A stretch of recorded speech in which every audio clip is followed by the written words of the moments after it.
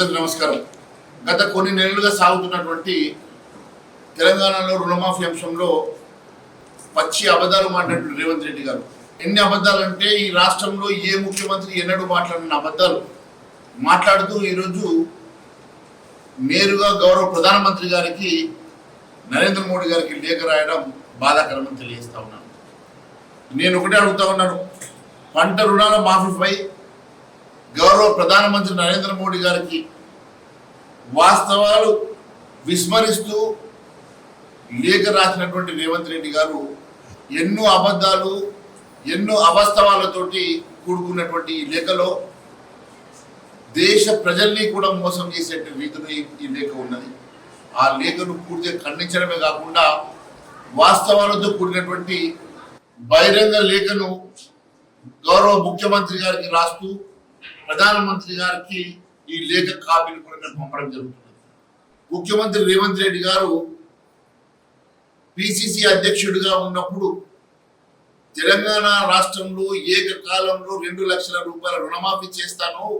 ఆ 2 లక్షల రూపాయల రుణమాఫీ ప్రతి రైతుకి దాదాపు ఈ రాష్ట్రంలో 70 లక్షల ఖాతాలు ఉన్నాయి. ప్రతి ఒక్కరికి నేను రుణమాఫీ చేస్తానని చెప్పి ప్రగల్భాలు పలికి ఓట్లు దండుకొని ముఖ్యమంత్రి అయిన తర్వాత అన్ని మరిచి నిమ్మకు నీరెత్తినట్టు ఉంటే ప్రజల ఆగ్రహానికి గురై పార్లమెంట్ ఎన్నికల్లో ఓటమి భయంతో మళ్ళీ దేవుళ్ళ మీద ఒట్లేసి నేను పార్లమెంట్ ఎన్నికల తర్వాత రుణమాఫీ చేస్తానని చెప్తే ప్రజలు నమ్మి కనీసం సగం సీట్లన్నా గెలిపించారు. కానీ మళ్ళీ పార్లమెంట్ ఎన్నికల తర్వాత సగం మంది రైతులకు కూడా రుణమాఫీ చేయక అన్ని అవాస్తవాలతో కూడినటువంటి లెక్కలు చూపిస్తూ స్వయంగా వారి వ్యవసాయ శాఖ మంత్రి గారు ఇంకా 13,000 కోట్ల రూపాయలు అవసరం ఉన్నది, అందరికీ రుణమాఫీ జరగలేదని వారు చెప్పారు. నేను రేవంత్ రెడ్డి గారిని సూటిగా ప్రశ్నిస్తున్నాను. కేవలం మహారాష్ట్రలో జరిగేటువంటి ఎన్నికల్లో లబ్ధి పొందడానికి తెలంగాణలో లేని రుణమాఫీ జరిగినట్టుగా అవాస్తవాలు చెప్పి లబ్ధి పొందడానికి చేస్తున్నటువంటి ఈ ప్రయత్నంలో నిజంగా నీకు దమ్ము ధైర్యం ఉంటే నువ్వు నిజంగా రుణమాఫీ చేసినట్టుగా రుజువు చేస్తానంటే బహిరంగ చర్చకు సిద్ధమని అడుగుతున్నా. నీవు రుణమాఫీ పూర్తిగా చేయలేదని రుజువు చేసి నీవు అడిగిన దగ్గరికి నేను ఆధారాలతో రావడానికి సిద్ధంగా ఉన్నాను, దానికి బహిరంగ చర్చకు నువ్వు సిద్ధమా అని చెప్పి నేను అడుగుతున్నాను. అంతేకాకుండా మీ స్వయంగా వ్యవసాయ శాఖ మంత్రి తుమ్మల నాగేశ్వరరావు గారు చెప్పారు, కేవలం 22 లక్షల మందికి మాత్రమే రుణమాఫీ జరిగింది, దాదాపు 65 లక్షల మంది రుణాలు తీసుకున్నారు, ఇంకా కొన్ని వేల కోట్ల రూపాయలు అవసరం ఉన్నదని చెప్పి స్వయంగా మీ వ్యవసాయ శాఖ మంత్రి చెప్తా ఉంటే మీరు చెప్పినవన్నీ అబద్ధాలన్నీ తేట తెల్లమవుతున్నది కదా. ఇంకా మీరు అబద్ధాలు చెప్పే ప్రయత్నంలో మహారాష్ట్ర ఎన్నికలను దృష్టిలో పెట్టుకొని ఈరోజు ప్రధానమంత్రి గారికి అవాస్తవమైనటువంటి లేఖ రాసి దేశ ప్రజానీకాన్ని మీరు తప్పుదో పట్టించి మోసం చేస్తున్న మాట వాస్తవం కాదా నేను ప్రశ్నిస్తున్నాను. మీరు ఎన్నో దేవుళ్ళ మీద ఒట్టు పెట్టి దేవుళ్ళను సైతం మోసం చేసినటువంటి రేవంత్ రెడ్డి గారు ఈరోజు ప్రధానమంత్రికి నేరుగా బహిరంగ లేఖ రాసి దేశ ప్రజానీకాన్ని కూడా మీరు మోసం చేసిన మాట వాస్తవం కాదని అడుగుతా ఉన్నాను. కేవలం మహారాష్ట్ర రైతుల్ని ప్రభావితం చేయడానికి తెలంగాణ రాష్ట్రంలో జరగని పూర్తి రుణమాఫీని జరిగినట్టుగా చెప్పే ప్రయత్నం చేస్తూ ఎన్నో అవాస్తవాలు మీరు దీంట్లో వెలుగు చూశారు. దానికి గాను నేను దాదాపుగా 13 ప్రశ్నలతో కూడినటువంటి ఈ బహిరంగ లేఖను నేను మీ ద్వారా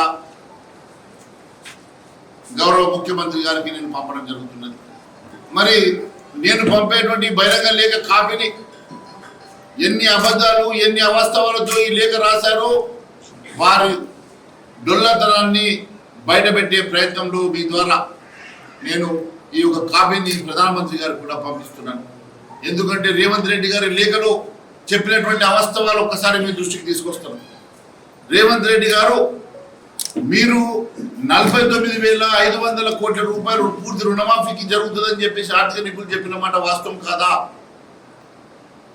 మీరు స్వయంగా గాంధీ భవన్ సాక్షిగా దాదాపు 70 లక్షల మంది రైతులకు 40,000 కోట్ల రూపాయలు అవసరం పడుతుంది. నా పుట్ట కట్టుకొని 40,000 కోట్ల రూపాయలు నేను ఈ 70 లక్షల మంది రైతులకు రుణమాఫీ చేస్తామని చెప్పిన మాట వాస్తవం కాదని అడుగుతున్నా. స్వయంగా మీ మంత్రి మండలి సమీక్షా సమావేశంలో క్యాబినెట్ మీటింగ్లో 31,000 కోట్ల రూపాయలు అవసరం పడుతుందని చెప్పి మీరు లెక్కలన్నీ తేల్చిన మాట వాస్తవం కాదని అడుగుతున్నా.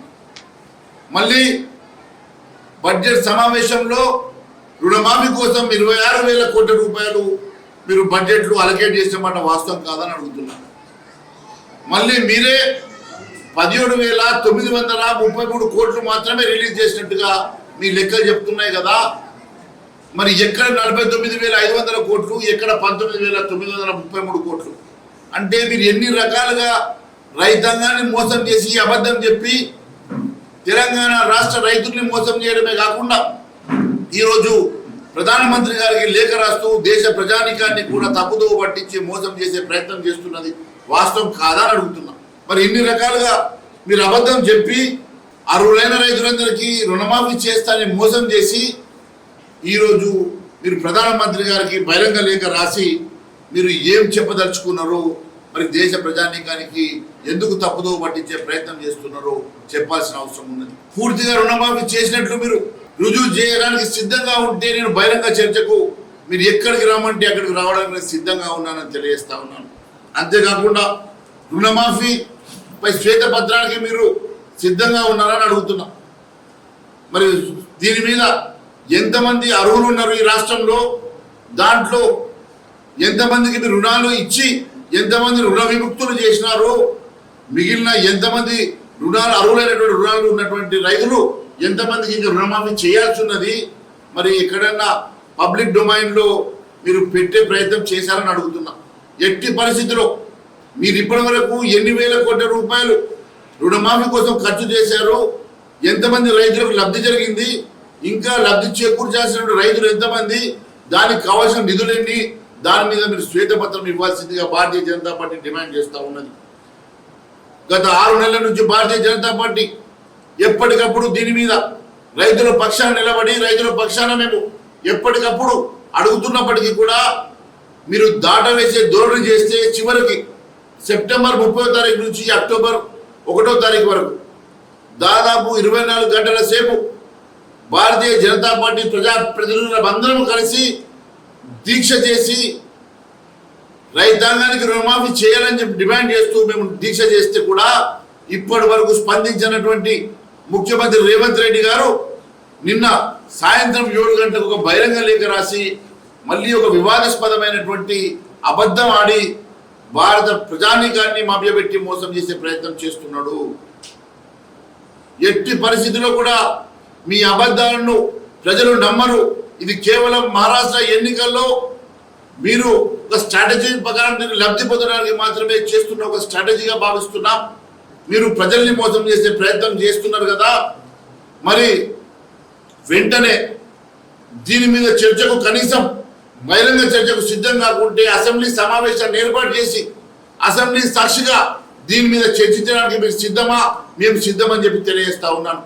వెంటనే అసెంబ్లీ సమావేశం పరిచి రుణమాఫీ మీద చర్చ చేసి నిజంగా ఇప్పటివరకు ఎంతమంది రుణ విముక్తులైనరు, ఇంకా ఎంతమంది రుణ విముక్తులు కావాల్సిన వారు ఉన్నారు, దానికి కావాల్సిన నిధులు ఏంది, వారి డాటా ఏంది, వారి లిస్ట్ ఏందో మరి ప్రజానీకానికి చెప్పాల్సిన అవసరం ఉందని మరి మీరు రాసినటువంటి లేఖను పూర్తిగా ఖండిస్తూ ఇలాంటి తప్పుడు అవాస్తవమైనటువంటి సత్యదూరమైనటువంటి లేఖలు రాసి ప్రజల్ని మభ్యపెట్టే ప్రయత్నం చేసే రేవంత్ రెడ్డి గారు బహిరంగ క్షమాపణ చెప్పాలని చెప్పేసి మేము డిమాండ్ చేస్తాం.